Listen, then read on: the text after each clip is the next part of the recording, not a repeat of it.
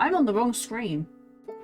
I think we should get into like the meat and potatoes of this stream, maybe. What do you guys think? There's an elephant in the room that's like begging to be addressed. Address me, it says. Address me. This is the first stream back since I did London MCM Comic Con, which for anyone who is not inside the UK or in like inside the UK the UK convention sphere. There we go. For anyone who's not aware, London MCM is the biggest comic and pop culture convention in the United Kingdom. I had not been to London MCM since 2018. I was about 14 years old when I last went. I'm now nearly 23. I turn 23 next week. I'm sort of going to be going over like the application process, the prep, the day itself, and how I feel afterwards. And we're going to be talking money. So pre-warned anyone who doesn't want to hear about income and expenses and things, I will be discussing that today, but nearer to the end, so you guys can drop out if you'd like to at the end. I made a list of things to talk about. So I actually applied for Artist Alley on stream. Don't know if that was allowed. I don't know if you're allowed to do that, but I applied for it on stream. The applications opened and I basically said, I think Presty was there at the time, I basically said, should we just apply? Should we just apply and see what happens? Because I had to make a portfolio and stuff and like show off all like my past tables and stuff. And luckily I have been vending for a couple of years now, only on like a local scale. I can actually probably bring up my application. So this was my application for London MCM's Artist Alley. I wanted to keep it really short and sweet. I didn't want to do anything too much. For some perspective, on average, about 2,000 artists apply to be in the Artist Alley. Anywhere from 2,000 upwards, if I remember right. And by the way, I'm not super experienced in Artist Alley for London MCM. This is my first time doing it. I just wanted to share my experience. So if anything I said is incorrect or not correct information or is outdated information, I will clarify. I'm going to turn this into a YouTube video. I'll clarify down below if anything has changed or if anything was wrong. But I'm not going to be like giving out... I don't think I'm equipped to give out advice, you know? I don't think I'm equipped to give out proper advice for this. So I'm just going to be talking about as like an anecdotal experience. So this was my application. And I kept it to 12 slides. That was it. It is a quick introductory welcome page with some of my original artwork of Caleb on it. MCM prioritizes original work, if I remember right. They want you to have most of your stuff as being original work. And I had some original character work in here. In hindsight, I wish I had made something specifically for this, because looking back on these aren't the strongest, I don't think. I had a bit more original work here, like my original keychain work, my original sort of food and plant artwork, because I do like drawing food. In the application, I put an elevator picture of sorts, which is like a very quick sort of descriptor of who I am, what I do, what I've done, and what my goals are. And that's like, it's meant to be read in like a minute. And then I had like a page of I had 3 pages worth of original work, including like my original character illustrations, my food, my plants, my little chibis, that sort of thing. So like my main things. And I had a page dedicated to fan work, and I think my fan work page was a bit stronger than my original one, and I kind of regret that. I wish I'd made a stronger original work page, but next time. Then I showed off like my recent products and my product photos and stuff, and I had about 2 pages of that. 1 page was like pure product photos, and then the second was like my edits that I do sometimes on my Instagram page. If you follow me on Instagram, you might know those. And then I had a page of like planned products upcoming, which included my deadlock keychains, like when they were first being outlined, which is seeing them like in their early stages is so fun. And then previous booths, that included like ones from the market, included one from like a uni event I did, and then like my Renaissance Fair UK one. But looking back on it, my Renaissance Fair UK booth was kind of weak. And then a quick thank you. The wait was about 3 months, maybe bordering on 4, and they did delay the announcement. So if you are applying for London MCM for the first time, expect a delay in results. I think I got my result on like February 28th, and I applied in November, so you're sort of estimating like nearly, it's about 2 months before the event usually you hear back. which isn't long. That's not long. As soon as you apply, start prepping. Start prepping as if you got in, because you're going to need that time.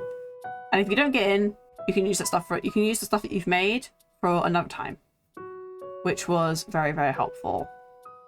Very helpful indeed, because it was very stressful. I got in and basically prep started immediately. So you have to book a hotel.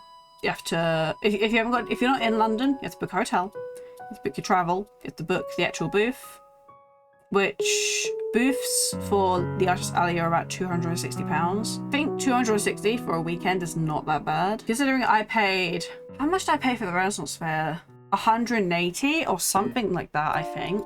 Maybe I might have paid more. I think I paid 300. Yes, you don't. Yeah, you do have to pay for a booth. You have to pay to be at London MCM or any sort of convention. Most conventions you have to pay to be there. I think the only exception is TwitchCon, which is currently taking place in Rotterdam. If you get a booth for that, I believe it's free. I think. Yes, it's 100% free, but you have to be juried in, which means that you have to basically apply and then they look at your work and decide whether they want you or not. But the actual prep stage, I will be 100% upfront. All the people saying that it's stressful are 100% right. This was the most stressful event I've ever prepped for. And that's mainly because I ran out of money multiple times. I imagine it's different if you have like a stable job outside of MCM. I do not. So a lot of my stuff was funded through commissions, other market sales, that kind of thing. It was definitely the most stressful event that I've ever done. Once things were sent off, like once things were ordered, so I got my table assignment about 2 weeks before the show, and I was in Artist Alley E number 8, which was right by the stage right here. This was a lovely spot, by the way. I loved this spot so much. It was so good. But the general thing is you make a catalogue before, or most people make a catalogue before London MCM begins, so that they can show off all the products they're making. And there's a lot, I think, social media work in the run up to London MCM, if you're a small artist who hasn't quite got that following yet, is so, so important.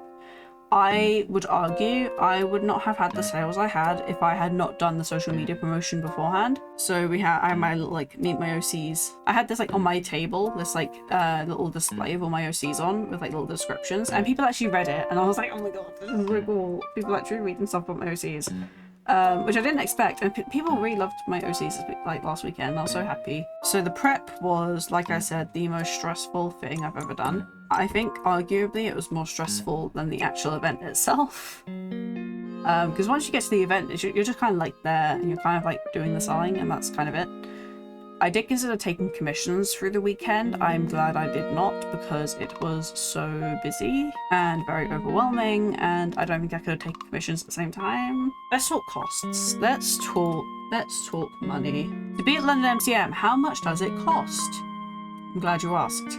So we already talked about the booth, which was 260. Once you're in London, you need a place to stay, so you need a hotel. You need a hotel. My original hotel I booked was about 760. I wanted something cheaper, and I also wanted to pay up front, so I changed my hotel, and the new hotel was further away, but it only cost 467. You actually need to get up to London next, or down from London, wherever you're coming from. You need to get to London somehow if you're not from London. So let's talk travel. For me and my helper, who was my mum, it cost me £109 in train ticket costs, as well as a unknown amount in DLR costs. DLR is the Docklands Light Railway. That'll take you to your location, to the Excel Centre, unless you're taking the Elizabeth line, which is the Underground. I don't know how much I spent on the DLR. I can't tell you. Taxis. If you want to get a taxi, for me personally, a taxi from the XL to the station that we were staying near was about 40. It was a 20-minute drive. So, I mean, £2 a minute is not awful for a taxi. You need to eat while you're in London. You need to eat food. You need to have your breakfast, lunch, and dinner. I think we spent about 100 £150 on food the entire weekend, maybe. So let's talk production next. Actually making your stuff. Production cost me about £1,000. 800 of that was given to me, and I paid that off. I also paid my helper for the weekend. My help was my mum, but your helper can be your friend, it can be a family member. But I paid my mum 400 for the entire weekend. I'd like to pay more, but that time will come where I'm able to do that. So for now it was 400. So that comes to a little over 2 grand. 2,192 total in expenses. It's an expensive show. It can be cheaper. It can be made a lot cheaper if you made your own food. If you had an Airbnb and made your own dinner every night, your food costs would probably be a lot lower. If you already have a lot of stock, your production might be a lot cheaper. On the other hand, if you don't have as much stock, it's going to be a lot more expensive. I did not make enough. I did not bring enough stock of a lot of my stuff, but those were my main expenses for the weekend. Setup day was from 2, but I think it might have been from 12. Traveling with the cases, we went up on the Thursday. The hotel we stayed in, we stayed in Stratford, which was okay. I mean, Stratford's fine. Would I stay there again? Probably not, out of choice. It was very air conditioned, which was lovely for the weekend, considering we had that heat wave. I don't have many pictures or videos of setup, but I have like a picture of like my name on the table and stuff, which was very, very cool and all that jazz. Setup was like the most relaxing day, I'd say, because I'd already practiced my setup at home, so I wasn't too concerned, and everything worked there. But I also got to meet my table neighbours, which was really nice. All of my table neighbours, there was 2 people to the side of me and like another person, all really nice. I'll put their socials up here. They were really nice people, and it was really nice to have my first MCM surrounded by some really sweet people, especially because I was so nervous. I was so nervous about doing London MCM because I got a lot of imposter syndrome in the run up to the show. I was worried that I sort of didn't belong there, sort of thing. I didn't feel experienced enough or skilled enough at art. I managed to get over it in like the first day. I cried once throughout the entire week. Which I'm proud of myself. I'm proud of myself. I only cried once throughout the entire weekend. And it was over such a stupid thing. After setting up, we decided to go and get dinner at Westfield Shopping Centre, and I've never been to Westfield. Excuse my language, it's fucking huge. It's huge. It's massive. We got lost in Westfield Shopping Centre. Just the outside section where you go around, we got lost. And we were trying to find a Wagamama. We were trying to find the Westfield Shopping Centre Wagamama. And I was convinced that it would be outside, and on the outside section. And the map was showing me on the outside section. And we'd walk up a certain way, and then my phone would show us going in a complete other direction. And we were like, okay, let's just go and find that restaurant we saw before. It looked really nice. And I was like stood there, like walking along, almost like crying. I felt so embarrassed that I couldn't find this bloody Wagamama. Turns out it was inside the Westfield Shopping Centre, not outside. Luckily what we had was really nice. The day after was the first day of MCM. It was like the time to actually go and do the thing. So got dressed up as the doorman from Deadlock. Friday was my best day of the entire weekend. However, there is a correlation. I sold the most Deadlock stuff on Friday, and I ran out of a lot of Deadlock stuff on Friday. Like I ran out of a couple of characters on Friday and like early Saturday morning, and I think that impacted my sales for the rest of the weekend because the Deadlock stuff was so popular. A lot of people had a really good Friday, like an unprecedentedly good Friday, and it was a really busy day as well. Like it wasn't far off Sunday in terms of like the amount of people that were there, and I was also so tired at the end of the day. I wasn't quite ready for it at that point. I went back on the DLR and I was nearly sick on the DLR. I felt so ill. I slept like a rock that night. I woke up maybe once in the entire night, and then I woke up the next day, put on my doorman cosplay again, and went out again. Saturday was kind of like everyone said, the most insane day of the weekend. However, my income was lower, but my sales were higher. I had about 20 more sales on Saturday, but I was about £100 lower than the day before, so it was really interesting. It was a lot more smaller purchases on Saturday. Moving on, Sunday, last day of the convention, we checked out our hotel. I didn't cosplay on this day because I put my cosplay in my suitcase and stuff. We took our suitcases onto the DLR, took them to the convention, and the plan was to do the con day, break down, put it in the case, get on DLR or get taxi, get to station, go home, be home by like 10 p.m. Which happened. That did happen. That entire plan happened almost flawlessly. I'm going to say almost. There was a football match on Sunday, a Premier League qualifier football match between West Ham and Leeds. And it was a home match, which means it was at West Ham Football Stadium. My table neighbour was from Spain, and he had to pack up really quickly. And he had a flight at 10 o'clock in the evening. And he packed up really quickly. He packed up in like 30 minutes to 45 minutes. And we said to him, if you go now, you might just miss the West Ham fans coming out of the West Ham Stadium and get to Stratford in time to get your bus to Stansted and then get on your flight, so on and so forth. And he was like, great, thank you so much. And he left. We took another hour and a half, not hour and a half, but an hour and a half to finish breaking down, getting everything packed. And we saw the time, it was like 6 o'clock, and we thought, okay, no, we're gonna get a taxi. We're not gonna get on the DLR with what could possibly be, we didn't know the results at the time, we didn't know who won. We're not gonna get on the DLR with potentially really pissed off West Ham fans. We're gonna get a taxi. So that's what we did. We got a taxi, it was great. It was a lovely air-conditioned taxi. They barricaded the door at Stratford Station. As we were driving round to Stratford Station, I pointed out to Mum and said, there's lots of people in burgundy shirts right now. And then it hit me that they were like West Ham football fans. And I was like, oh my God, we didn't miss the football fans. And they blocked off the Stratford Station doorway, so nobody could get in. It was mainly because of a health and safety issue, because they didn't want to have too many people crowding the platform. Perfectly fine, fair enough, I completely understand. The West Ham fans didn't understand. They were shouting, they were yelling, and I'll give them their graces. It wasn't everyone. There were people who were normal, but they were yelling, they were shouting, there was like a dad with his 5-year-old daughter, and she needed to go to the toilet, and he said, look, she really needs the toilet, can you please go through? And obviously you let them through. So the staff let these 2 people through only.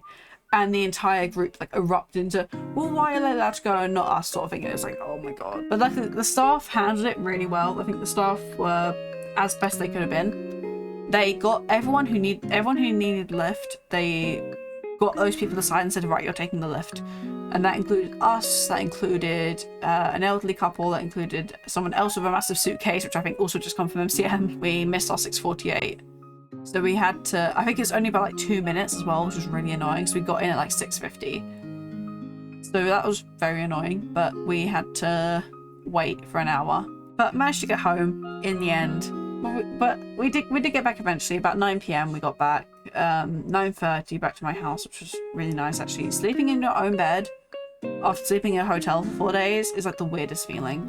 It's so strange, but it was good. It was really good. MCM was one of the best weekends of my life, both in terms of just how much I enjoyed it and also the business side of things. I'm gonna have a quick chat about money, how much I made, that sort of thing.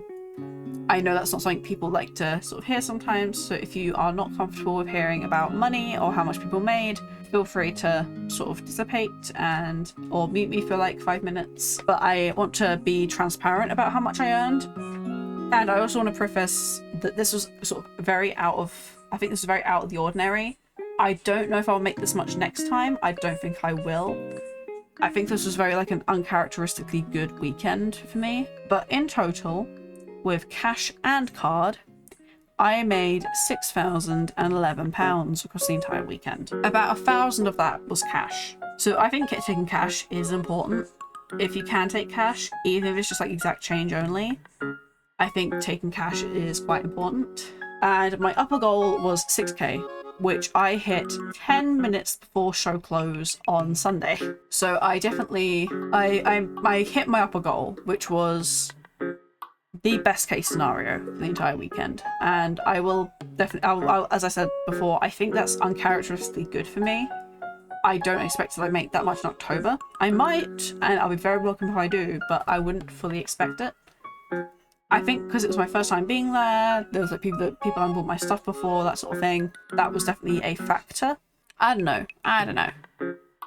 But if we put that with my expenses from earlier, which was about 2k, I went home with about 4k profit, which is very good. Very good. Very happy with that. And part of that is already gone.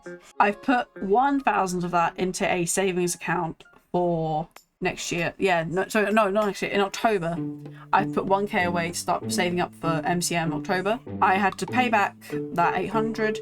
I had to factor in taxes. So there was a lot of things to sort of adjust and account for, but it was a very strange feeling of like people coming up and saying, I've been looking for you. Like, I really love your artwork and I've been looking for your stall. And not something I'm very used to either. Because like I could make all the money in the world. I could make thousands and thousands. However, there is very little that sort of compares to someone saying, I really love your work. It's very difficult to describe. It's very difficult to describe that feeling. And I had some great conversations over the weekend. There were so many nice people. I don't think I had a single bad experience the entire weekend, but I know a lot of people did. I know there were a lot of complaints this year about overcrowding and other safety concerns, and just I've heard that it was a very much like so much to do but not enough type of convention, like so much to get so little in terms of like things to do and just like general like vibes, I guess, which I can fully understand. I think it's about time the ReedPop start to consider maybe doing a tiered artist alley system, a bit like Dokumi does, I think, where they have like smaller artist tables and then like bigger artist tables, and it's all in the same area. I think it's about time to start maybe looking into that, where it's separate from retailers, but it's still like a retail size spot, maybe. I don't know, because that also gives artists an opportunity to sort of scale and grow over time. Yeah, it was a good weekend, I think, and I would love to do it again. Same time in October, guys, maybe.